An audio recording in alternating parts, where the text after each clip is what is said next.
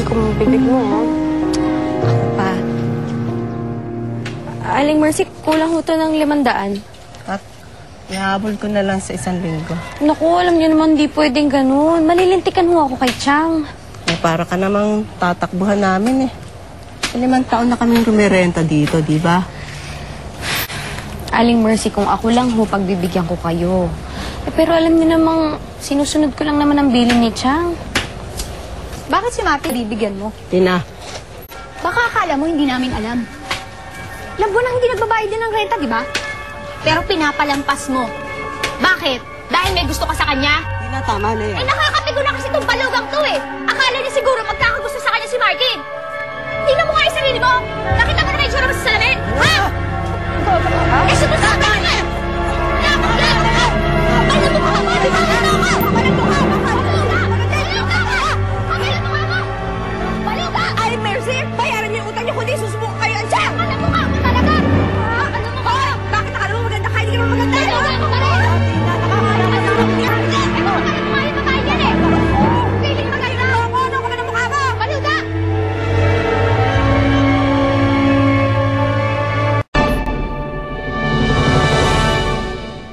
Pasensya ka na. Makalat eh. Upo ka.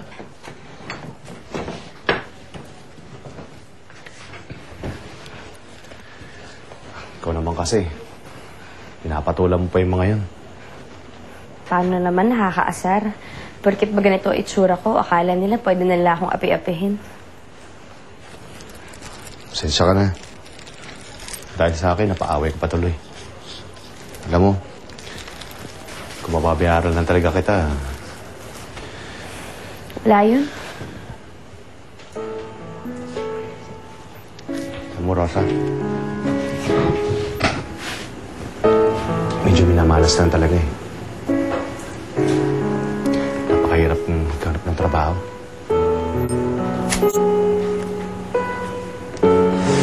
Kung may makuha ka man, bariya-bariya lang ang sweldo. Si Wendy, magmula na nagpunta ng Japan. Niho. Wala akong natanggap sa kanya. Sabi niya, magpapadala siya. Hindi ko nga alam eh. Mamaya, may nakilala ng iba.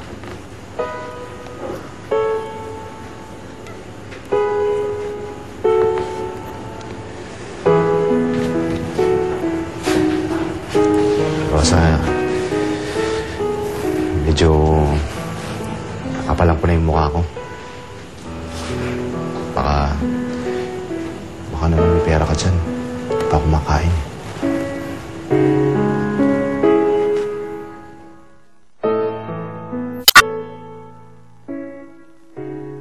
Nasaan ba yung negrang yan? Bakit tayong gumagawa rito? Katulad yan, di ka naman marunong yan. Ayusin mo. Hindi mo ba kaya yan? Tinan mo, perwisyo. Perwisyo yung ginagawa niya. Eh, saan ka ba galing? Ba't ngayon ka lang? Chang, pasensya na ho. Natagalan ako sa paniningil. Paano ho kasi napaaway ako eh. Napaaway? Basta mahabang kwento po. Yung passbook, asan? Ito po, Chang.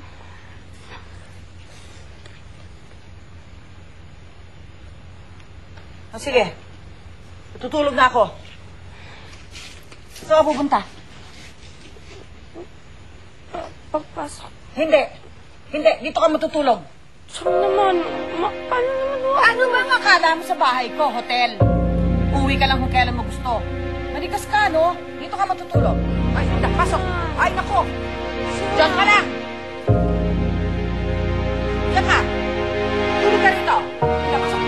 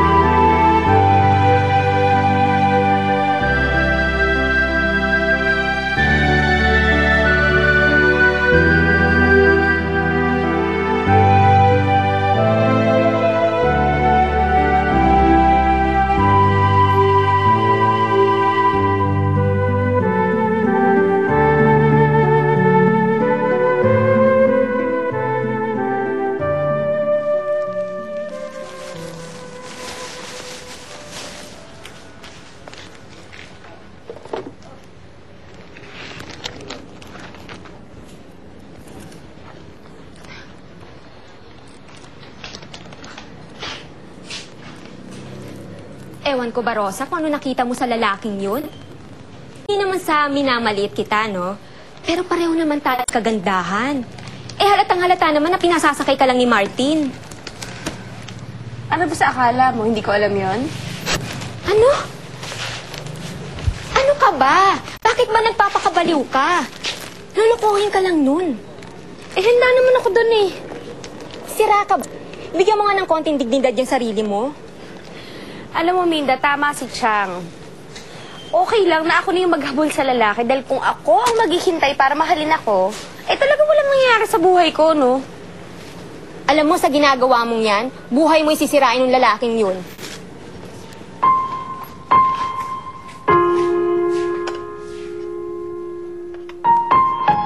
Martin! Martin!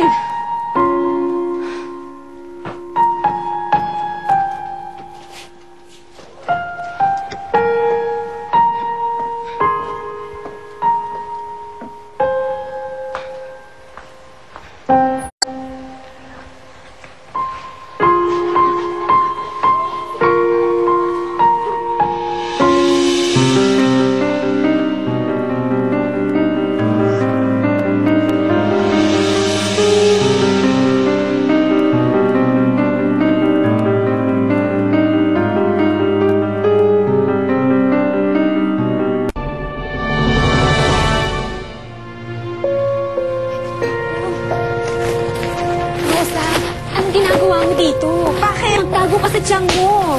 Kapat! Hoy, Rosa! Ay, nababalitaan ko na hindi mo raw pinagbabayad ng upa si Martin. Hindi naman totoo yun, Chang. Eh, ano naman i-deposit kung siya nagbabayad? Anong akala mo sa akin, tanga? Hindi na mamupit ka dito sa tindahan. Napakatanga ko. Nagtiwala ako sa'yo. Nakuha mo pang maglandi sa itsura mo yan. Kapal na mukha mo!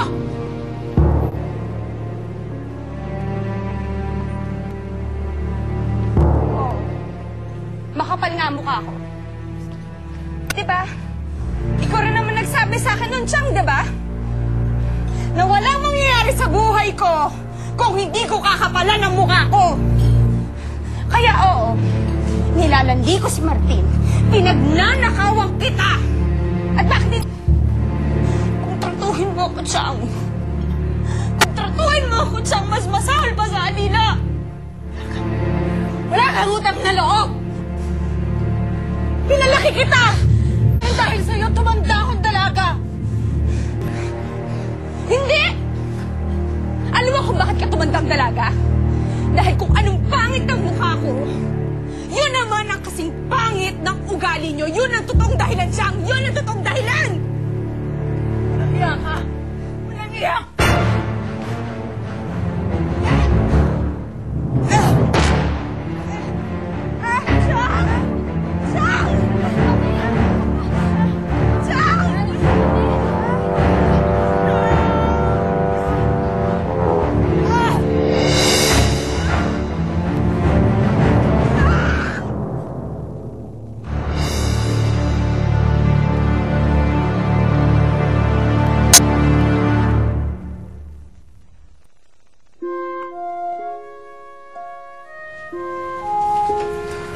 Rosa, magpahinga ka na muna.